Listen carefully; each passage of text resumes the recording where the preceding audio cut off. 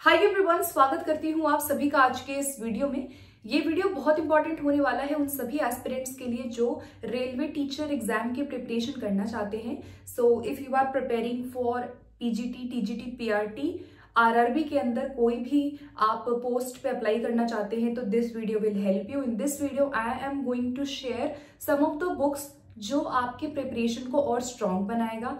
So make sure that you watch this video till the end. जितनी भी book है जो आपका एक तरह से आप मान सकते हो कि बेस को प्रिपेयर करेगा, तो उनके बारे में मैं यहाँ पे बात करूंगी and I will give the picture and the link also. आप लोग डिस्क्रिप्शन बॉक्स में जाके लिंक के थ्रू जाके भी आप परचेज कर सकते हैं और हो सकता है कि इनमें से काफी सारी किताबें आप लोगों के पास ऑलरेडी होगी। सो एक तरह की स्ट्रैटेजी वीडियो है, इसको आप एक स्ट्रैटेजी वीडियो मान सकते हैं। सो पूरा जरूर देखना, मैं बहुत ब्रीफली शॉर्ट में सारी चीजों को यहाँ पे डिस्कस करने वाली हूँ and share this video with your friend as well जो भी तैयारी यहाँ पे आरआरबी की कर रहे हैं। ठीक है, सो चलिए शुरू करते हैं वीडियो में।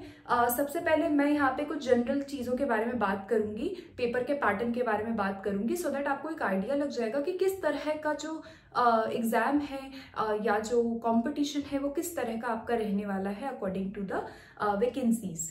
सो अगर हम बात करें यहाँ पे पीआरटी, टीजीटी, पीजीटी में तो 1000 समथिंग वैकेंसी ऑलरेडी आ चुकी है। 6 तारीख तक आप फॉर्म फिल कर सकते हैं।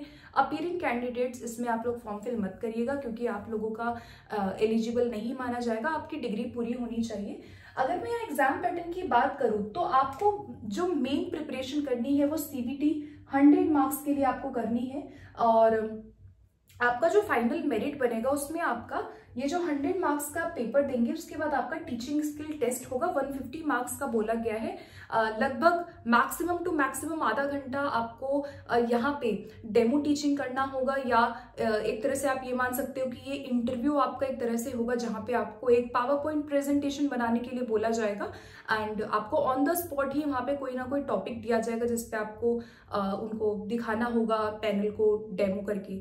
तो ये आपका बाद में आएगा, लेकिन उससे पहले मेन चीज आती है कि आपका सीबीटी एग्जाम में आप कैसा वहां पे स्कोर कर रहे हैं।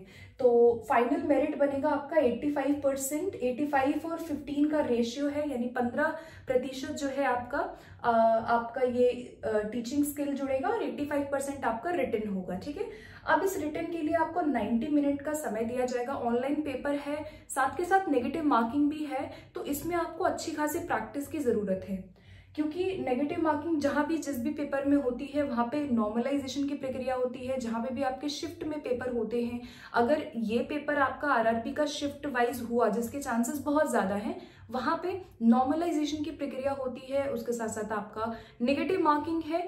तो इन सारी चीजों को ध्यान में रखते हुए आपको अपनी प्रिपरेशन को स्टार्ट यहाँ पे करना होगा। और आप मेरे टेलीग्राम ग्रुप से जुड़ सकते हैं। I will share the details, syllabus and notification on my Telegram group और also I will be sharing some PDFs as well in future. आप लोग जिस तरह से तैयारी करेंगे तो सारी डिटेल मैं वहां पे देती हूँ, तो make sure that you join my group as well.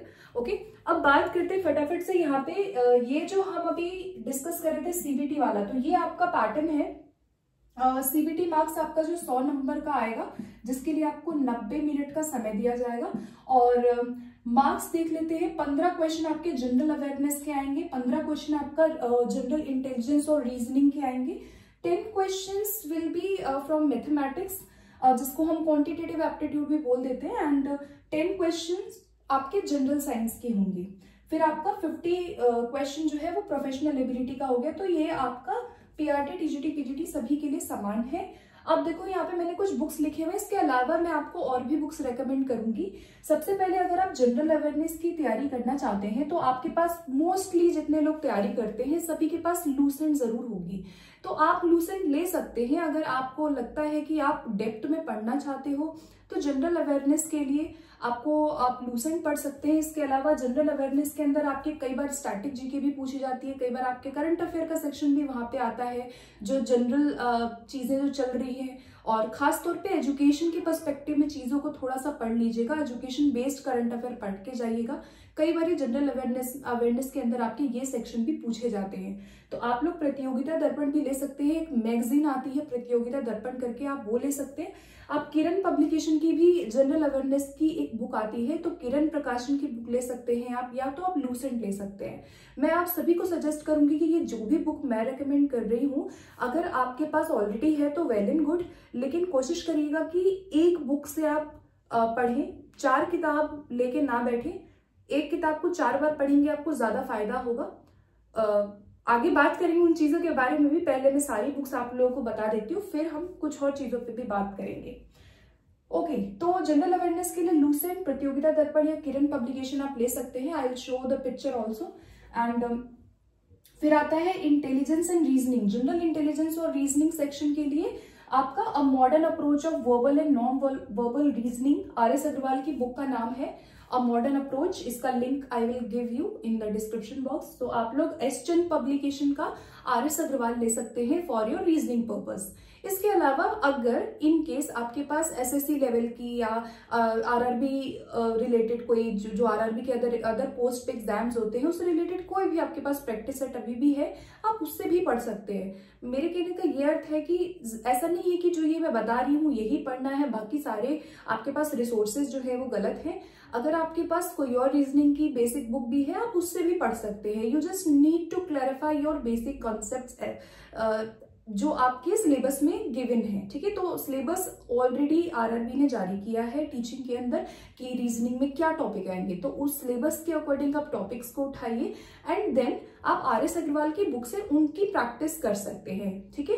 इसके अलावा बहुत सारे रिसोर्सेज हैं, आप कहीं से भी पढ़ सकते हैं। आप ऑनलाइन यूट्यूब के थ्रू भी बहुत सारे चैनल्स हैं जिनको आप रेफर कर सकते हैं फॉर योर प्रैक्टिस पर्पस। लेकिन बुक के मामले में ये बुक बेस्ट है। इसके अलावा आई डोंट थिंक कि आपको कोई जरूरत है। अगर कोई और बुक लेना चाहते हो तो MK पांडे की एक बुक आती है, ये भी रीजनिंग की अच्छी बुक है, इसको भी आप ले सकते हैं। अब आते हैं 10 क्वेश्चन के लिए, जो आपका मैथमेटिकल सेक्शन, जो आपका क्वांटिटेटिव एप्टीट्यूड आएगा, तो उसके लिए भी RS Agarwal bye S Chand publication है। और जो टॉपिक आपके सिलेबस में दिया है उस टॉपिक के क्वेश्चन उठाइए और उसको करिए, ठीक है। तो S चंद पब्लिकेशन हो गया। अच्छा, जनरल साइंस के लिए आपको पढ़नी है 6 to 10th की NCERT। तो NCERT बेस्ड जो 6 to 10th में जो आपकी जनरल साइंस है, आप उसको भी ढंग से पढ़ लेंगे तो आपके लिए वो इनफ होगा, ठीक है। जनरल साइंस के लिए आपको NCERT आपको पढ़नी है 6ठी से 10वीं तक की। इसके अलावा GS आता है बाय दिशा पब्लिकेशन, बाय किरण पब्लिकेशन, बहुत सारे पब्लिकेशन है। तो इनमें से कोई भी आपके पास ऑलरेडी जनरल साइंस की कोई किताब है, दिशा एक्सपर्ट्स की है या आपकी किरण पब्लिकेशन की है, तो आप वो भी ले सकते हैं, ठीक है। लेकिन हाँ, ये आपका मस्ट है, NCERT पढ़ना इज मस्ट, मतलब इसके बिना तो काम नहीं चलेगा। और RRB सिलेबस में भी ये मेंशन हो रखा है कि you need to study NCERT from 6 to 10th। So general science हो गया। अब बात करते हैं प्रोफेशनल एबिलिटी का। तो प्रोफेशनल एबिलिटी की there is no book in the market जिसमें आपका ये पूरा सिलेबस कवर हो जाएगा। अगर मैं PRT की बात करूं तो आपने अपने CTET के लिए, जो आपने BEd के लिए, DLED के लिए जो आप किताबें पढ़ रहे थे वही आपको पढ़नी है, कोई अलग नहीं है। जो आप KVS के लिए पढ़ रहे थे वही सेम सिलेबस थोड़ा सा मॉडिफाई करके दिया हुआ है। प्रोफेशनल एबिलिटी के लिए आपको NIOS की किताबें रेफर करनी होंगी क्योंकि वास्ट सिलेबस है, तो आपको टॉपिक वाइज NIOS की किताबें देखनी होंगी।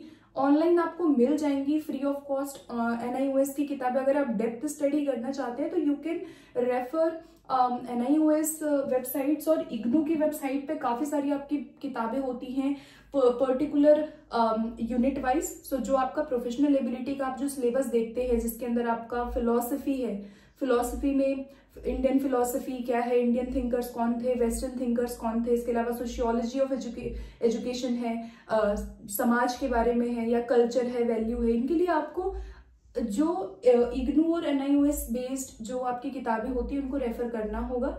और जो भी आपने अपने DLED में, BLED में, BEd में जो भी आपने करिकुलम में किताबें पढ़ी हैं उन किताबों को आप रेफर करिए।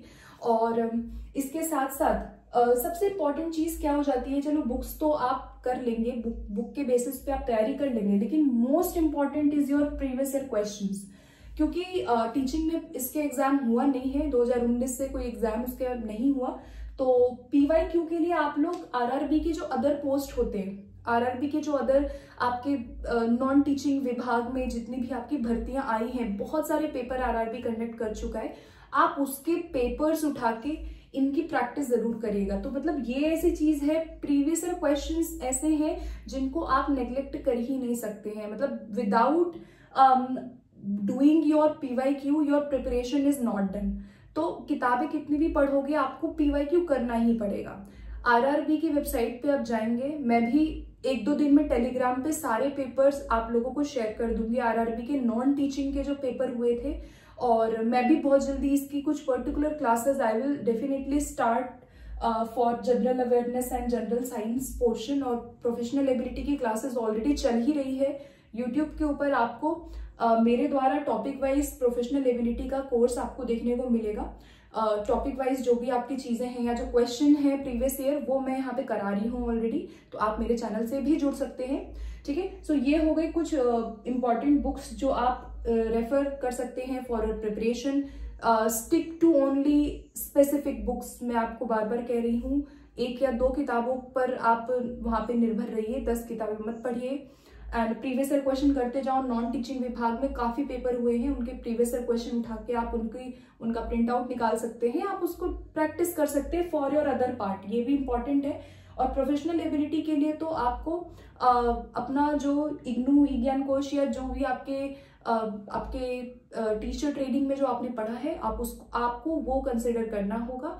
ठीक है, इनके अलावा अगर कोई और डाउट आपके मन में होता है regarding anything, so you can ask me in comment box. आप कमेंट अपना दे सकते हैं and give me any suggestion if you want, and make sure that you share this video with your friends as well. कोई और demand है आपको किसी particular topic पे, you need a video, तो let me know in comment box. And thank you so much